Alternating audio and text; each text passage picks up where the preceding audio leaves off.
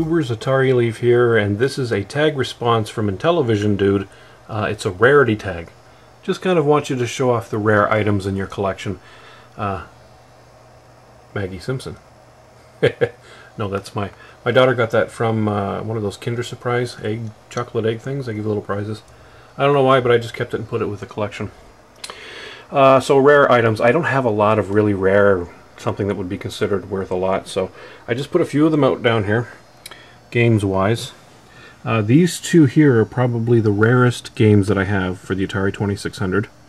They're the two games that were made by a company called K-Telvision, Spider Maze and Vulture Attack. And truth be told, I actually have two of these, two Vulture Attacks.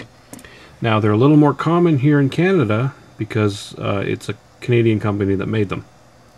Those I think those are both Rarity 9s. And they go for anywhere from 100 to 150 loose like that, I think. So those are probably the rarest. Same with these Spectra video games. They're not as rare here in Canada.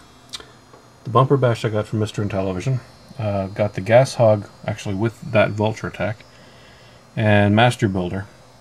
Again, a little easier to find here.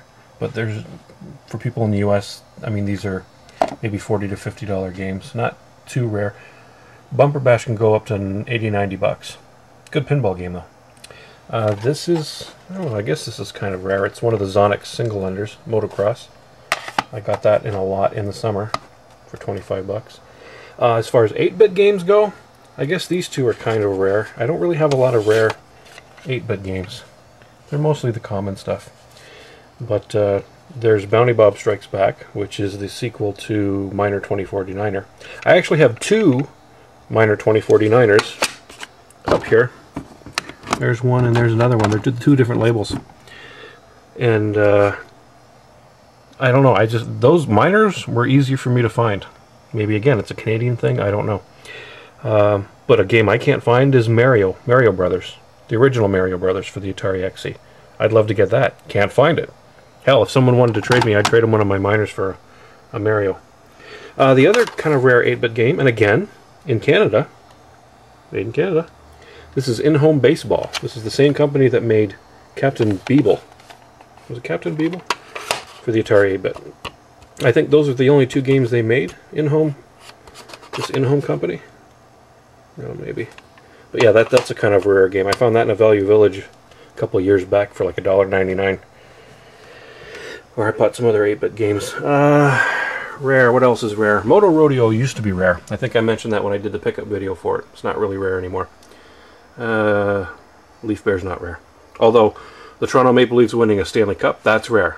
Hell, winning a game, that's rare. Let's see, what else is rare? Again, these might be rare, unless you're in Canada. These are some of the Zellers games. Zellers is a Canadian company, kind of like Kmart, Walmart kind of thing, and they were selling their own label versions of Atari games. I guess Polaris might be kind of rare. Again, Miner Volume 2 might be kind of rare. Take a look, tell me. Is there anything really rare? I don't think so. There's some middling rare games in here. You know, 5s, maybe 6s. But nothing, I don't think that's overly rare. All the really common stuff is up at top anyway. Over here, NES games, there's nothing rare in there. I don't have anything rare for the NES.